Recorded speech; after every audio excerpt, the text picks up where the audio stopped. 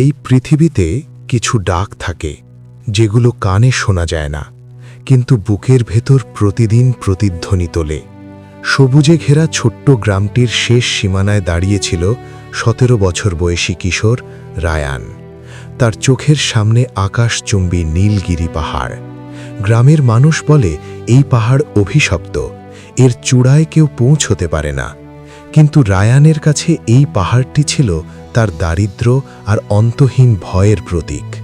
সে মনে করত যদি সে এই পাহাড় জয় করতে পারে তবে সে নিজের জীবনের সব বাধা টপকানোর সাহস খুঁজে পাবে।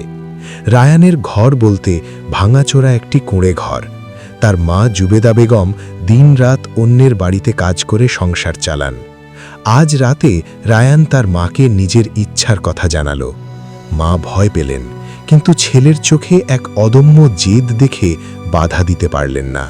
তিনি সামান্য কিছু মুড়ি আর গুড় একটি কাপড়ে বেঁধে রায়ানের হাতে তুলে দিলেন। মা আর ছেলের এই বিদায় ছিল খুব নীরব, কিন্তু প্রার্থনায় পূর্ণ। যাত্রার শুরুতে গ্রামের শেষ মাথায় রায়ানের দেখা হলো বৃদ্ধ বিষ্ণু কাকার সাথে। বিষ্ণু কাকা একসময় পাহাড়ে ওঠার চেষ্টা করেছিলেন, কিন্তু মাঝপথে ফিরে এসেছিলেন।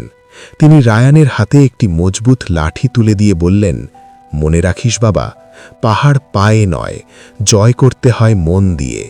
তোর ভয়টাই হলো তোর আসল পাহাড়। রায়ান লাঠিটি শক্ত করে ধরে পাহাড়ের দিকে পা বাড়ালো। পাহাড়ের পথটা মোটেও সহজ ছিল না। যত উপরের দিকে সে উঠছে, পথ তত বেশি সরু আর পিচ্ছিল হয়ে যাচ্ছে। সূর্যের তাপ বাড়ছে আর পায়ের নিচের পাথরগুলো মাঝে মাঝে ধসে পড়ছে। রায়ান বুঝতে পারল দারিদ্র্যের মতো এই পথও তাকে পদে পদে পরীক্ষা করছে, কিন্তু সে থামল না। তার প্রতিটি পদক্ষেপ ছিল দৃঢ়।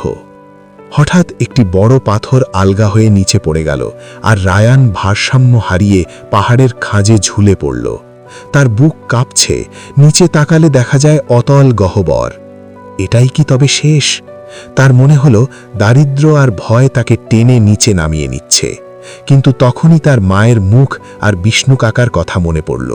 সে ভয়কে জয় করার জন্য সর্বশক্তি দিয়ে নিজেকে টেনে তুলল। অনেক কষ্টের পর রায়ান একটি ছোট সমতল জায়গায় বসে জিরিয়ে নিচ্ছিল। সে তার ছেঁড়া চটি দুটোর দিকে তাকালো। দারিদ্র্য তাকে দামি জুতো দিতে পারেনি, কিন্তু তাকে শক্ত পা দিয়েছে। সে লক্ষ্য করল পাথরের ফাটল থেকে একটি ছোট বুনো ফুল ফুটে আছে। প্রতিকূলতার মাঝেও জীবন কিভাবে টিকে থাকে তা দেখে সে নতুন করে প্রেরণা পেল। হঠাৎ আকাশ কালো করে মেঘ জমল।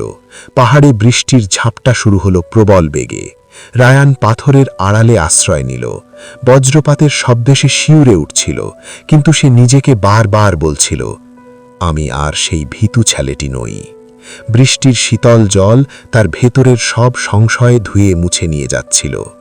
পরদিন ভোরে বৃষ্টি থেমে গেল। আকাশ পরিষ্কার হতেই রায়ান দেখল সে প্রায় চূড়ার কাছাকাছি পৌঁছে গেছে। মেঘের উপর দিয়ে সূর্যের প্রথম কিরণ যখন পাহাড়ের গায়ে পড়ল, পুরো পৃথিবী যেন সোনালি হয়ে উঠল। রায়ান বুঝতে পারল অন্ধকার সময়ের পরেই সবচেয়ে সুন্দর সকালটি আসে। তার লক্ষ্য এখন তার চোখের সামনে। অবশেষে রায়ান নীলগিরির সর্বোচ্চ চূড়ায় পা রাখল। সেখান থেকে নিচের পুরো গ্রামটাকে ছোট্ট খেলনার মতো মনে হচ্ছে। সে বুক ভরে নিঃশ্বাস নিল। সে শুধু পাহাড় জয় করেনি, সে তার ভেতরের দারিদ্র্যের গ্লানি আর অজানার ভয়কে চিরতরে জয় করেছে। সে বুঝতে পারল আত্মবিশ্বাস থাকলে কোনো পাহাড়ই দুর্গম নয়। সে সেখানে একটি নিশান গেঁথে দিল। রায়ান যখন গ্রামে ফিরে এলো, তার হাঁটার ভঙ্গিতে এক নতুন আত্মবিশ্বাস। গ্রামের মানুষ অবাক হয়ে তাকে দেখতে লাগল। একটি ছোট ছেলে দৌড়ে এসে রায়ানকে জিজ্ঞেস করল, তুমি কি সত্যি পাহাড় জয় করেছ? রায়ান তার মাথায় হাত রেখে হাসি মুখে বলল, হ্যাঁ, আর তুমিও পারবে। শুধু নিজের ওপর বিশ্বাস হারাস না। রায়ান এখন আর কেবল এক দরিদ্র কিশোর নয়, সে এখন এক অনুপ্রেরণার নাম। তোমার পাহাড়টা কি? দারিদ্র্য, ভয়, লোকের কথা? একদিন না একদিন উঠতেই হবে, কারণ পাহাড়ের ওপারেই তুমি অপেক্ষা করছো। রায়ান যদি এই পাহাড়টা না উঠত, তাহলে এই গল্পটাই জন্ম নিত না। ঠিক তেমনি এই ভিডিওটা যদি তোমার মনে একটু নড়াচড়া করে, একটা লাইক দাও।